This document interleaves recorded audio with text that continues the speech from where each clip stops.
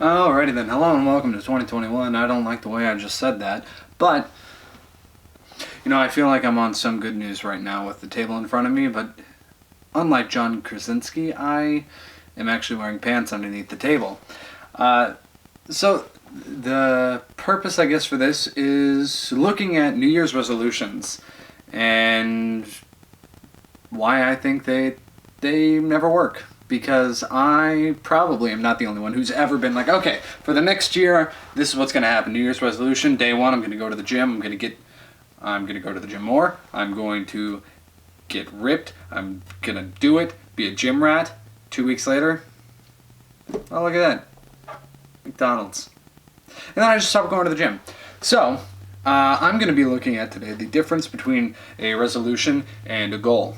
Basically, the main difference, there's a lot of similarities between a goal and a resolution. So we'll have to define some terms. I wonder if I can put them in right here.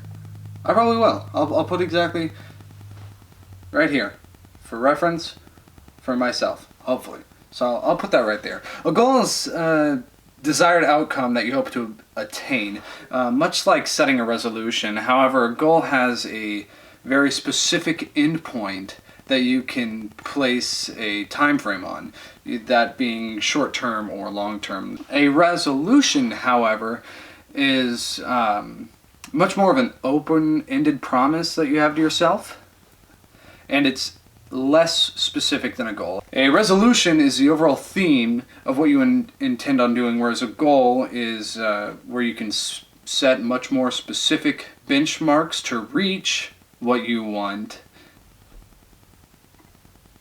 So, down to what my New Year's resolutions are gonna...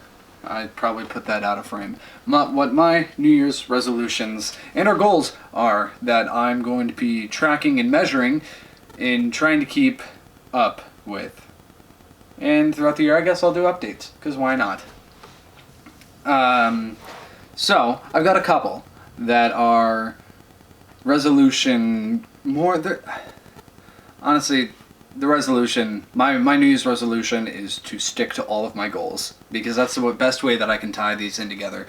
It's the overall theme is to stick to my goals, and these are my individual goals, which I can benchmark for certain periods of time.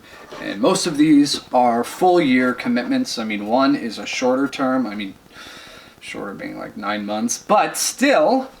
The goal is to move out to a bigger place closer to Greenville. She just got a job out in Greenville at a really nice restaurant. Anyone who is in the area watching this, go to Hull's Chop House, because I really want to go there. And they haven't sponsored me, and they probably won't, but why would they refuse free advertisement, So move out to a bigger place in Greenville. We've already been looking, but we can't move there until the end of September. So that's about a 9 month goal. So... we're going to be looking, we're going to find a place, and I'll take you on the adventure. My next is to stay on budget with all the money that we're making. Second goal is we're going to stay on a budget and the money that we make as a couple and start investing and saving what we can. I've already put out an entire spreadsheet using Quicken Loans. Once again, not a sponsor, but I use them, and I know some people use Truebill, other people just use an Excel spreadsheet, but I use Quicken because I have it and I'm used to it. It's attached to my bank account and files everything into nice little categories that I want it to file into. So I use that to track all of our spending. You can too, but once again, not a sponsor. I don't know why I keep trying to plug all these things that aren't paying me, but maybe if I do a good job, they'll reach out and say, hey, I like how you talked us up. Here's 10 cents. Do it again. And I'd say, thank you. 10 cents. It's like, thanks. An avocado. But stay on budget. Currently, we're trying to live on $2,500 a month, and that includes all of our necessities, our bills, and everything, along with charitable donations and savings. We are currently doing the Dave Ramsey baby step plan, and we're on baby step number 1, and we have about $120 saved from our first month of trying to get our starter fund of $1,000. Updates on that to come, I'm sure. I have a problem. Maybe if I just keep talking like I like I am sponsored by these people, I'll just speak it into existence. That'd be nice. But anyway, doing the Dave Ramsey method, all the baby steps, there's 7 of them, starting with $1,000, then we go to paying off debt. So we're trying to get $1,000 saved as fast as possible, and then we can really start laying down some debt. So we just bought a new car. I should probably take the camera out there and show it to you. It's really nice. It's a Chevy Equinox 2021, and we got an amazing deal on it. MSRP was up near $30,000. We got it around $19,500, I think, or $19,800. Oh, we got it under $20,000 with $1,000 down. That's why I couldn't have $1,000 saved for Dave Ramsey, because I spent it on a new car. Shame on me. He wouldn't like that, as if he knows who I am. But basically, I want to be able to pay off $10,000 by the end of the year to have a $9,000 balance left on that car by December 31st. That would be really great if we could pay $10,000 to our car in that little time. My next goal, which I started looking into doing more investment type things, and so every podcast I've been listening to about investments has been talking about this book, Rich Dad, Poor Dad, by Robert Kiyosaki. Robert Kiyosaki.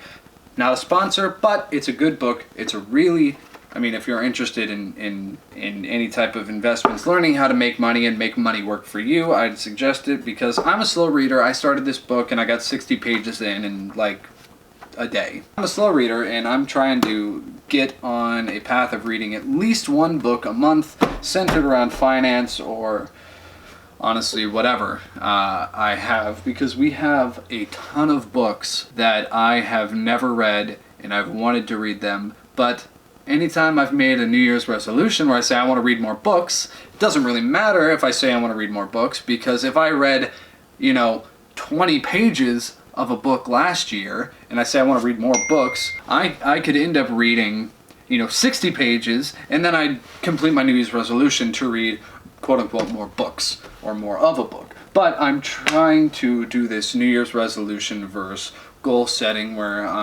my goal is to stay on top of reading one book per month.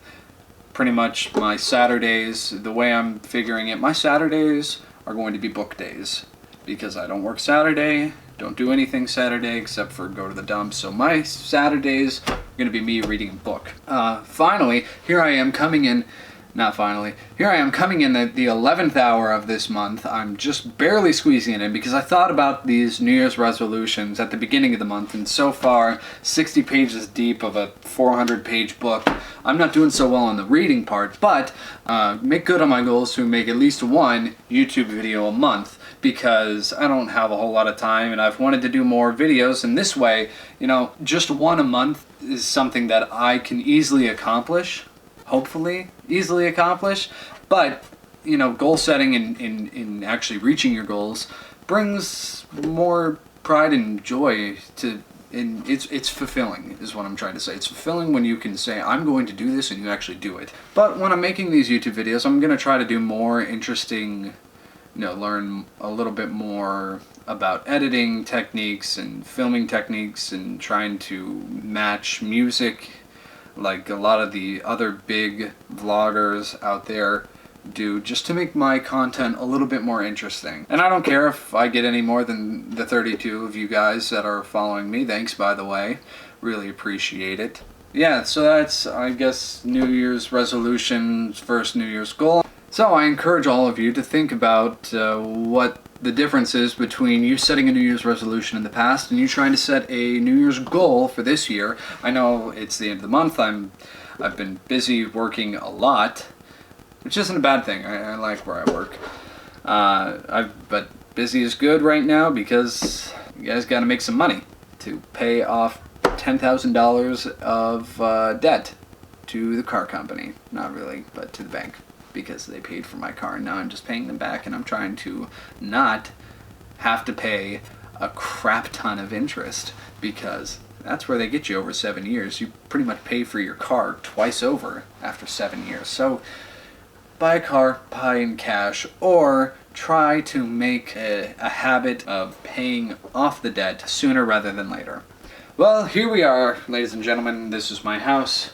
This is a backdrop I put here, and I guess the next video I'll do is maybe, if my house is clean, I'll do an MTV Cribs style special of Welcome to My Home. Alright.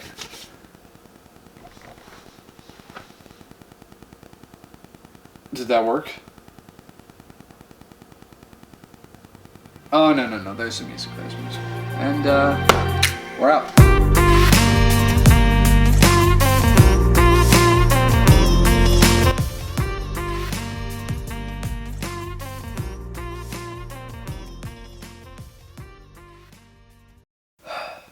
You know, it's hard just to have a stream of consciousness like that. I don't know how people can sit in front of a camera and just rattle these things off and be totally fine.